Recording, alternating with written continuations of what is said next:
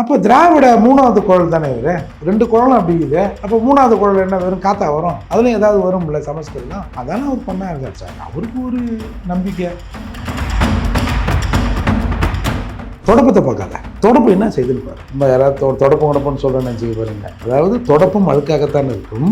ஆனால் தொடப்பும் சுத்தம் செய்கிற வேலையை செய்யும் ராமகிருஷ்ண பரமஹம்சர் சொல்றாரு. அதுக்கு இதான் சார் இப்பயாவது எனக்கு கொஞ்சம் திட்டாம இருக்கட்டும்.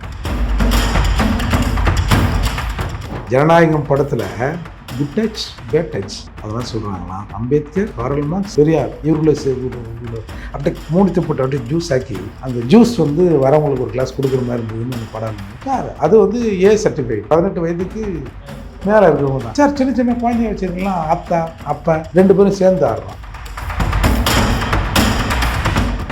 இப்போ இன்னை வரைக்கும் நம்ம பல பேர்கிட்ட நீட் வருவதற்கு முன்னால் அரசு பள்ளியில் படித்த மாணவர்கள் எத்தனை பேர் டாக்டர் ஆகியிருக்கான், எம்பிபிஎஸ் சீட் வாங்கியிருக்கான், நீட் வந்த பிறகு எத்தனை பேர் வாங்கியிருக்காங்கன்னு அந்த புள்ளி வரத்தை எங்கே கேட்டாலும் சொல்ல மாட்டோம். சொன்னால் தானே நம்ம வந்து இதில் ஒரு முடிவுக்கு வர முடியும். நீட் ரகசியம் என்னன்னா, அனிதாவின் கட்டிடத்துக்கு பேர் வைத்து ஒரு பிளாக் அறிவியலில் போய் ஒரு ஆஸ்பத்திரியில் ஒரு கடத்தை திறந்துட்டு அனிதான் பேர் வச்சுட்டு இதான் ரகசியம். அவன் பிரசுகாரனுக்கு உடலை நச்சரிச்சு கேட்குறாங்க. யோ என்னதான் சொல்லிட்டு போனீங்க, தொடர்ந்து சட்டப்படி போராடுறதுதான். இது எங்களுக்கு தெரியாதா? அப்போ அதை மாதிரி முத்துக்குமார் எழுதுறாரு, என்னோட உடலை கருவியாக்குங்கள் அப்படின்னு எழுதுறாங்க. அதை கொண்டு போய் மூணது இதே கும்பல் தான். அந்த கும்பல் தான் தந்தி டிவி அந்த சிறப்பு இதில் போடுறாங்க.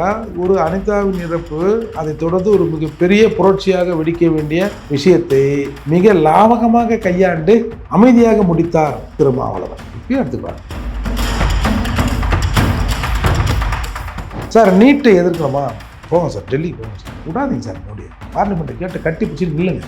ஏதாவது ஒரு தீர்வட்ட தமிழ்நாட்டிலிருந்து நீட் எதிர்ப்புக்கு அங்கே போனார்கள். சும்மா இங்கே வந்தால் இங்கே ஒரு குத்து குத்துறது, அங்கே போனால் அங்கே ஒரு குத்து குத்துறது. கேட்டால் எங்களால் தான், எங்களை பார்த்த உடனே அவர் பயந்துட்டாரு அப்படின்னு சொல்கிறது. ஏன் இவ்வளோ நாள் பயப்பில்லை?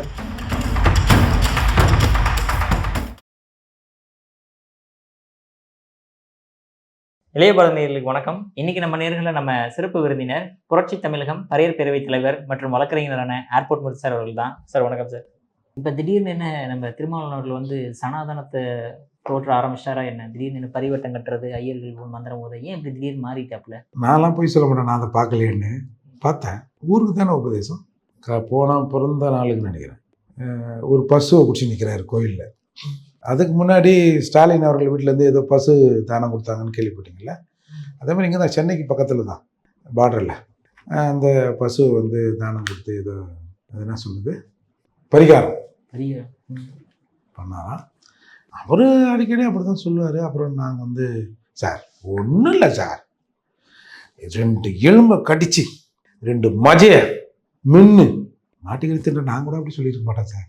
உண்மையில மின்னு அதை வந்து துப்புறதுக்கு மனசு இல்லாமல் அப்படியே முழுங்கினாதான் நமக்கு சாப்பிட்ட மாதிரியே திருப்தி அப்படின்னு பேசிட்டு அப்படியே கட் பண்ணால் இப்படி வந்தோம்னா, நாங்கள் சின்ன வயசுலேருந்து நானும் எங்கள் அப்பா மாட்டிக்கிட்டு சாப்பிட மாட்டோம்.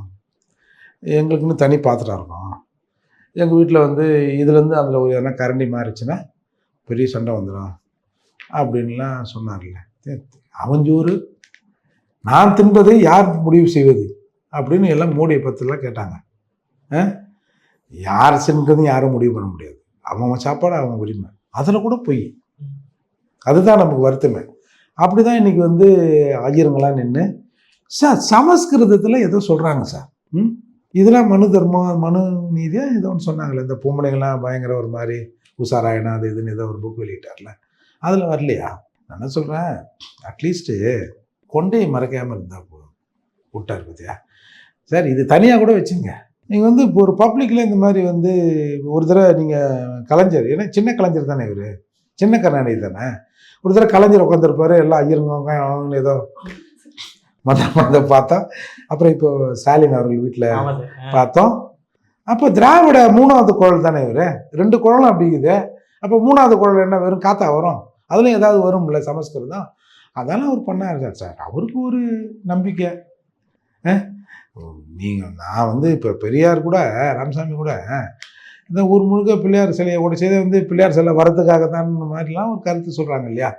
அப்புறம் ஏதோ அரங்காவலராக இருந்தார், போனார் வந்தார். என்ன அவன் வீட்டுக்குள்ளே நான் ஒரு தீக்கா மாவட்ட செயலாளர் வீட்டுக்கு போகிறேன். காலையில் வந்து அந்த பக்கம் போக சொல்லி சரி இருக்கிறான்னு பார்த்து போனால் பெல் அடிச்சா பட்டையை பொண்ணு சொல்ல இனிக்குதையா முருகா அப்படின்னு பாட்டு பாடிக்கின்னு கது திறக்கிறாரு, வாங்க தோழர்ன்றாரு. அப்போ அந்த மாதிரி தான் சார் இது. ஊருக்கெல்லாம் தாலி அறுப்போம், நாங்கள் தாலி எடுத்து கொடுப்போம். அந்த மாதிரி சொல்கிறது ஒன்று, செய்கிறது ஒன்று தானே. அதில் வந்து அவர் வந்து சமஸ்கிருதத்தை அவர் வந்து ஏற்றுக்கிறாரு. ஆனால் உன்னை ஏற்றுக்க சொன்னா, ஐயோ நான் என்ன ஒன்றாலும் பண்ணுவேன், உன்னை ஏற்றுக்க சொன்னா. அதாவது இதுக்கு நான் ஒரு சப்போர்ட்டாக என் வாழ்க்கையில் முதல்ல ஒரு சப்போர்ட்டாக அண்ணனுக்கு ஒரு வார்த்தை சொல்லிடுறேன். ராமகிருஷ்ண பரமஹம்சர் கதை ஒன்று இருக்கு, ஒரு வாக்கியம். தொடப்பத்தை பார்க்காத, தொடப்பு என்ன செய்துன்னு பாரு. நம்ம யாராவது தொடப்பம்னு சொல்கிறேன்னு நினச்சிக்க பாருங்க. அதாவது தொடப்பும் அழுக்காகத்தான் இருக்கும், ஆனால் தொடப்பும் சுத்தம் செய்கிற வேலையை செய்யும் ராமகிருஷ்ண பரமஹம்சர் சொல்கிறார். அதுக்கு இதான் சார் பதில். இப்பயாவது எனக்கு கொஞ்சம் திட்டாமல் இருக்கட்டும். சார், இப்போ பா ரஞ்சித் அவர்கள் வந்து இப்போ நீங்கள் சொன்ன மாதிரி அந்த விஷயங்கள் பேசுனது மட்டும் இல்லாமல், இந்த மாதிரி சேலத்தில் அம்பேத்கர் சிலையை கூட வந்து ஓப்பன் பண்ண விட மாட்டேன்றீங்க, கால் மேலே கால் போட்டுருக்கின்ற காரணத்துக்காக தான் விட மாட்டேன்றீங்க அப்படின்ற மாதிரி ஒரு கேள்வி எழுப்புறாரு சார். அது கேள்வி எழுப்புறது பிரச்சனை இல்லை சார். ஏன் நீங்கள் திமுக காலத்தில் கேள்வி எழுப்ப மாட்டேங்கிறீங்க, இப்போ மட்டும் கேள்வி எழுப்புறீங்கன்றதான் சார் பிரச்சனை ஆகுது. திமுக காலத்தில் வந்து கேள்வி எழுப்புனா பல பாதிப்புகளை சந்திக்க நேரிடும். அவங்க அவங்க அடியிலே பிடுங்கிடுவான், இல்லை வேறு வகையில் ஏதாவது சரி கட்டுருவாங்க. இப்போ புதுசாக வந்திருக்காங்களா, ஏன்னா என்னையா பண்ணிட்டான் அப்படின்னு கேட்க வேண்டியது தான். நீங்கள் இந்த சிலை விஷயங்கிறது சார் 2021 அம்பேத்கர் பிறந்த நாளுக்கு முன்னாடி ஒரு 2 மாதத்துக்கு முன்னாடியே இது வந்து சிலையை வைக்கிறதுக்கான முயற்சி நடந்து சிலையை கொண்டாடிட்டாங்க சார். அப்போது அந்த கங்கவள்ளி வட்டம், அது கங்கவள்ளி தொகுதி, கங்கவள்ளி தொகுதிங்கிறது ஒரு ரிசர்வ் தொகுதி. அப்போ அதில் வந்து தீர்மானம் போட்டு தானே வந்து சிலையை வைக்கிறதுக்கு அனுமதிக்கிறாங்க. அப்போ ஊர் தீர்மானம் போட்டு, அந்த ஊராட்சி தீர்மானம் போட்டு தான் அந்த சிலையை வந்து சரி இங்கே ஒரு அம்பேத்கர் சிலை வைக்கலாம் அப்படின்னு சொல்லி முடிவெடுக்கிறாங்க. அந்த ஊரில் வந்து பறையர்கள், வன்னியர்கள் ஓரளவுக்கு ஈக்குவலாக இருக்கிறாங்க. அப்புறம் அந்த ஊரகாலி கவுண்டர் கொஞ்சம் பேர் இருக்காங்களாம். அருந்ததியர் ஒரு 10 வீடு, ஊரகாலி கவுண்டர் ஒரு 50 வீடு இருக்குதுன்றாங்க. இவங்க ஒரு 10 வீடு இருக்கிறதா சொல்கிறாங்க. பெரும்பான்மைங்கிறது பறையரும் வன்னியரும் தமிழ்ச்சாதிகள் தான், அது எந்த மாற்றமும் இல்லை. இங்கே ஏற்கனவே இருக்கிற அரசியல் அதானே. இப்போ பறையருக்கும் வன்னியருக்கும் சண்டை தானே இங்கே வட மாநில அரசியல். அப்படி இல்லைன்னா 2 பக்கமும் வேலை இல்லாமல் போயிடும்ல. அப்படிங்கிறதால ஒரு அரசியல் இங்கே நிற்கிது சார். இதில் வந்து என்ன பண்ணுறாங்க, சரி சிலைகள்லாம் கொண்டாந்து வச்சுறாங்க. அதுக்கு முன்னாடி இந்த சிலை வைத்த இடம் இருக்குல்ல, அது வந்து ஒரு பொது கிணறு. முன்னாடி கிணறாக இருந்தது, அப்புறம் தண்ணி அப்புறம் வற்றிட்டு இருக்குது. அதுக்கு இடையில வந்து அதில் வந்து ஒரு 2 குப்பைங்கள்லாம் ஒரு பகுதியில் கொட்டிருக்காங்க. ஒரு 2 குழந்தைங்க அதில் விழுந்துட்டு இருக்குது. அப்புறம் அந்த குழந்தைங்களை காப்பாற்றிருக்கிறான்னு வச்சிங்களேன். அப்போது இது மேலும் இந்த பள்ளத்தை, கிணறாக இருந்து பள்ளமாக மாறியதை விடக்கூடாதுன்னு சொல்லிட்டு அது மேலே வந்து காங்கிரீட் போட்டு எல்லாம் மூடிடுறாங்க சார். மூடிட உடனே அந்த இடம் தான் வந்து சிலை வைப்பதற்காக முடிவு செய்யப்படுது. அந்த இடத்துலையும் சிலையை கொண்டாந்து வைக்கிறதுக்கு வராங்க. அப்போ என்ன பண்ணுறாங்க, இது வந்து கிணறு இருந்த இடம், இங்கே தான் தண்ணி நான் குடிச்சாவேன், திரும்பி தோன்றா கிணற சிலை வைக்கக்கூடாதுன்னு ஒரு சிலர் வந்து முயற்சி பண்ணுறாங்க. அப்போ வந்து அந்த உடனே போலீஸ் இதுதான் ஒரு சாக்குன்னு போதாதா, அப்போ என்ன பண்ணுறாங்க, ஒரு துணியை போட்டு அந்த சிலையை மூட்டு எல்லாத்தையும் பேசிக்கலாம் வாங்க, அப்புறம் பேசின பிறகு நம்ம சரி பண்ணிக்கலாம் அப்படின்னு சொல்லிட்டு வந்துடுறாங்க சார். அப்போ வந்து பீஸ் மீட்டிங்லாம் போடுறாங்க. எஸ்சி தரப்புலேருந்து போய் சிலையை திறங்கையான்றாங்க. அப்புறம் மற்ற தரப்புலேருந்து போய் சிலையை திறக்காதியா, எங்களுக்கு தண்ணி தான் வேணாம், அந்த இடத்துல தான் கிணறு இருக்குது அப்படின்னு அவங்களும் சொன்னதா சொல்கிறாங்க. அப்போ வந்து விசிக மாவட்ட செயலாளர் ஒருத்தர் அப்போ இருந்திருக்காரு. அவர் என்ன பண்ணிடுறாரு, சரி வந்து போய் இல்லைங்க நீங்கள் வந்து அதை இதை போட்டு மூடுங்க, போலீஸ் வந்து அதை மூட வந்திருக்காங்க. இவர் என்ன சொல்லிக்கிறார், என்ன வேணாலும் மூட்டோம், எங்கள் அண்ணனை வச்சு நாங்கள் திறந்துக்கிறோம் அப்படின்னு அவரும் சொன்ன உடனே ஜனங்களும் அதை விட்டுட்டாங்க. கிட்டத்தட்ட ஒரு 20-22 அடிக்கு அந்த தகரம் போட்டு மூடி பல வருஷம் ஆகுது சார். அதுக்கப்புறம் என்ன பண்ணுறாங்க இவங்க, இடையில திரும்ப இப்போ அந்த வன்னி அரசு எல்லாரையும் இப்போ வந்து பார்த்துருக்காங்க, இந்த போன 6, 7, 8 ஜூலையில். அப்போ சரி நாங்கள் வந்து அஃபிஷியலாக சொல்கிறோம், போகிறோம் வரோம் அப்படின்னு அமைச்சராச்சே அவரு சொல்லியிருக்காரு. இதுக்கிடையில் என்ன பண்ணியிருக்காங்க, இந்த சட்டமன்ற தேர்தல் நடந்ததில்ல, அந்த சட்டமன்ற தேர்தலில் வந்து கரும்புலி கவியரசு அப்படின்னு ஒருத்தர், அவர் வந்து நம்ம அண்ணன் வேலுமுருகன் கட்சியில் பொறுப்பில் இருக்கார் பொழுது அவர் தான் அந்த ஊர் வேட்பாளர். அவங்க நின்னாங்கல்ல, அப்போ அவர் தேர்தல் வாக்குறுதியாக அவர் எஸ்சி என்ன சொல்லியிருக்காரு, நான் வந்து ஜெயிச்சேன்னா இந்த சிலையை இவ்வளோ நாள் மூடி வச்சுருக்காங்களா, 5 வருஷமாக மூடி இருக்கு, நான் ஜெயிச்சேன்னா வந்து திறக்கிறேன் அப்படின்னு ஒரு வாக்குறுதி கொடுத்துருக்காரு. கொஞ்சம் பேர் கொஞ்சம் ஓட்டம் போட்டிருக்காங்க. அப்போது இது திறக்காமே இருக்குது. 2 எம்பி இருக்கிறோம், 4 எம்எல்ஏலாம் இருந்தோம், யாரும் ஒன்றும் இது பெருசாக கண்டுக்கல. ஒருத்த மனுஷன் நான் வந்து ஜெயிச்சு வந்தேன்னா இதை வந்து திறந்துடுவோம் அப்படின்னும் போது ஜனங்களுக்கு அவர் மீது ஒரு நம்பிக்கை வரதானே செய்யும். அவங்க என்ன பண்ணிடுறாங்க, இதெல்லாம் முடிவு பண்ணி சரி தோத்துடுறதுக்காக வாக்குறுதியை விடக்கூடாதுன்னு சொல்லிட்டு இதை திறப்பதற்கான முயற்சியை வந்து செஞ்சுருக்காங்க. அப்புறம் ஒரு அஃபிஷியல் சொன்னதாக சொல்கிறாங்க, நீங்கள் வந்து திறந்துருங்க. வந்து இவங்களும் வன்னியரசு அமைச்சரை பார்த்தோன்னா அவரும் எப்போ நீ போ, நான் சொல்லிக்கிறேன் பார்த்துக்கலாம் அப்படின்ற மாதிரி ஏதோ சொல்லுவாங்களா, சும்மாப்பா நல்லா முடியாதுப்பா நீ போப்பா, நானே வந்து அதான் பார்த்துருப்பீங்களே ஜனநாயகம் படத்தில் குட் டச் பேட் டச் அதெல்லாம் சொல்கிறாங்களாம். அம்பேத்கர், காரல் மார்க்ஸ், பெரியார் இவர்களை அப்படியே மூடித்து போட்டு அப்படியே ஜூஸ் ஆக்கி அந்த ஜூஸ் வந்து வரவங்களுக்கு ஒரு கிளாஸ் கொடுக்குற மாதிரி இருந்ததுன்னு அந்த படம் இருந்தாலும். சார் பட விமர்சனம் எதாவது இருக்கட்டும், நல்லா இருக்கு நல்லா இல்லை, நல்லா இல்லாமல் வந்தவங்களாம் ஆடுறான், நான் பார்த்தேன் சோஷியல் மீடியாக்களில். சார் அது வந்து ஏ சர்டிஃபைடு 18 வயதுக்கு மேலே இருக்கிறவங்க தான். சார் சின்ன சின்ன குழந்தைய வச்சுருக்கலாம், அத்தா அப்பா 2 பேரும் சேர்ந்து ஆடுறோம். நம்ம என்ன சொல்ல முடியும், டேய் முண்டோம் ஏன்டா அந்த குழந்தைய தூக்கிட்டு போகிற அப்படின்னு நான் சொல்ல முடியும்? பெற்றவனே போகிறான். அம்பேத்கர் காலத்தில் இந்த மாதிரி இருந்ததுன்னா அம்பேத்கர் ஒரு சட்டம் போட்டிருக்காரு சார், இந்திய அரசியல் சட்டத்தில். நீ பெற்ற குழந்தையா இருந்தால் கூட 14 வயதுக்கு கீழ் நீ அவனை படிக்க அனுப்பல, உன்னை பிடிச்சி ஜெயிலில் போட்டுருன்னு சட்டம் எழுதியிருக்காரு. அப்போ பாரு, ஆமாம் அவருக்கு தெரில இந்த மாதிரிலாம் தேட்டர் எல்லாத்துக்குமே குழந்தைய வச்சு ஆடினா பிடிச்சி போட்டுருவோன்னு அந்த மனுஷனுக்கு அப்போ தெரில, அதனால் எழுதாமல் விட்டு போய்க்கிறாருன்னு வச்சுக்கலாம். அப்போ அப்படி குத்தாட்டம் போடுறான். நம்ம வந்து அவன் வந்து பெரியார், காரல் மார்க்ஸ், அம்பேத்கர் இது எல்லாம் பார்த்தா சார் குத்தாட்டம் போட்டான் குழந்தைய வச்சுக்கினே. ஏன்னா அம்பேத்கர் இப்படி எழுதிக்கிறாரு, இந்த குழந்தைய வச்சு தலையில் தூக்கி வச்சு இப்படி ஆடுறோமே, அப்போ இப்படி ஆனால் நாளைக்கு புள்ள என்ன பண்ணோம்? அடுத்து எவனா வந்தாருன்னா அப்படி தானே ஆடும். அந்த மாதிரி விமர்சனம் பண்ணுவார் அவர். நான் எதுக்காக சொல்ல வரேன்னா, அவ்வளவு தீவிர பக்தர்களாக இன்றைக்கு விஜய் அவர்களுக்கு மாறிட்டாங்க. அப்போ அரசுக்கு ஒரு குடைச்சல் வரணும்னு அவங்க நினைப்பாங்களா? சரி நீங்கள் போங்க நான் பார்த்துருந்தாங்க.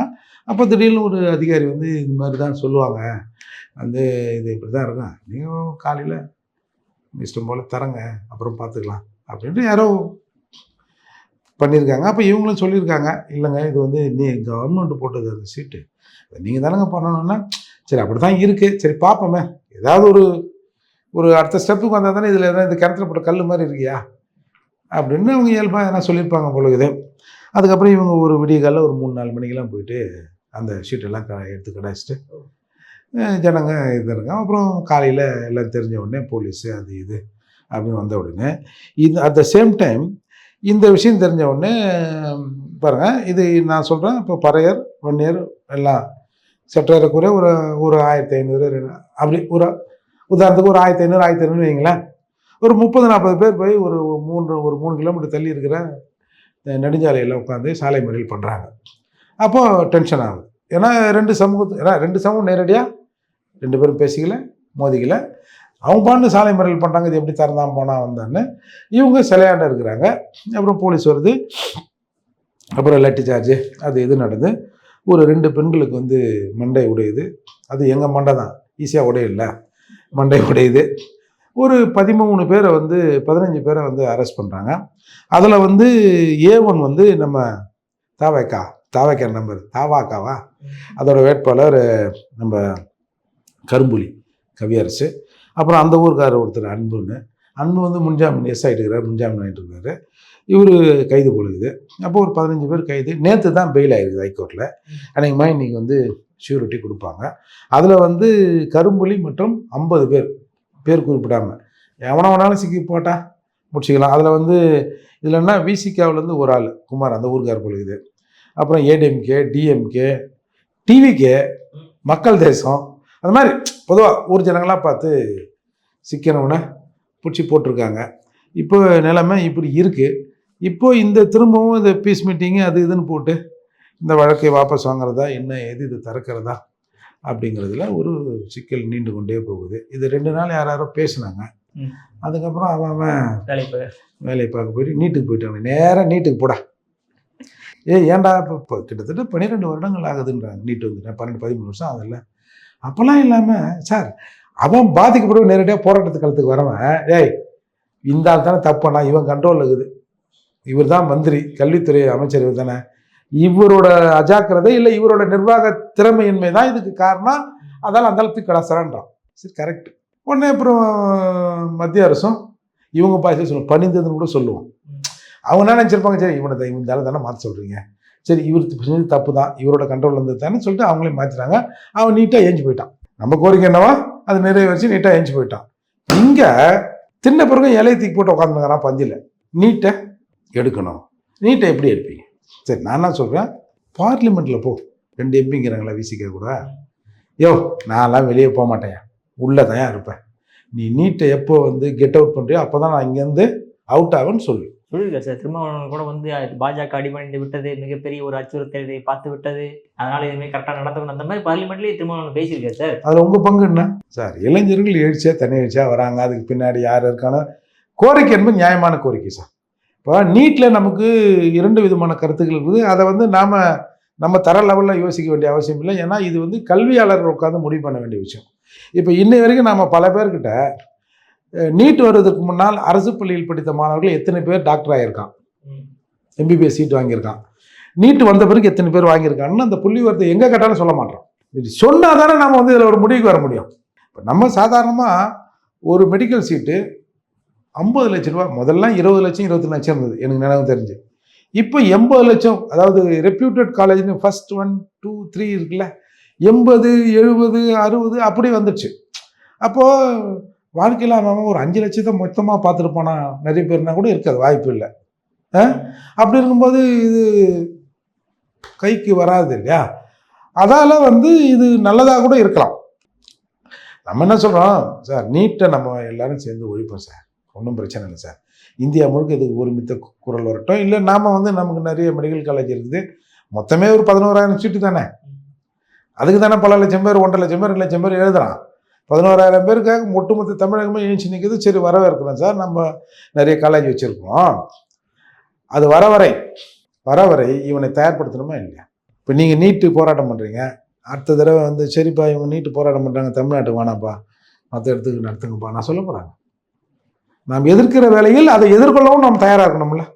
போன 5 ஆண்டுகளில் இப்போ நீட் எடுக்கணுன்றீங்களா, போன 5 ஆண்டுகளில் அனிதாவின் பேரா கோச்சிங் சென்டர் 420 420 நம்பர் கரெக்டாக சொல்லி வச்சுக்கிறாங்க, அப்பயே நடத்துகிறேன்னாங்க. ஏதா ஒன்றை காட்டு சார், நீட்டு வேணாம் எனக்கு, ஆனால் நீட்டு வர வரை நான் அதை எதிர்கொள்ளணும்ல. அதுக்கு நாம் என்ன பண்ணோம்? நீட்டு ரகசியம் தெரியும், நீங்கள் கூடவே இருந்தீங்க. நீட் ரகசியம் என்னன்னா, அனிதாவின் கட்டிடத்துக்கு பேர் வைத்தேன். ஒரு பிளாக்கு அரியலூரில் போய் ஒரு ஆஸ்பத்திரியில் ஒரு கட்டடத்தை திறந்துட்டு அனிதான் பேர் வச்சுட்டு இதான் ரகசியம். அவன் பிரசுகாரனுக்கு விடலை, நச்சரிச்சு கேட்குறாங்க, என்ன தான் சொல்லிட்டு போனீன்னு. தொடர்ந்து சட்டப்படி போராடுறது தான். இது எங்களுக்கு தெரியாதா? அப்படி ஏமாத்துனீங்கல்ல. இன்னொன்று, தங்கை அனிதா மரணம், நீங்கள் இப்போ கூட போய் தந்தி டிவியில் சிறப்பு அந்த தொகுப்பு போடுவாங்கள்ல, அதை எடுத்து தேடி பாருங்கள்.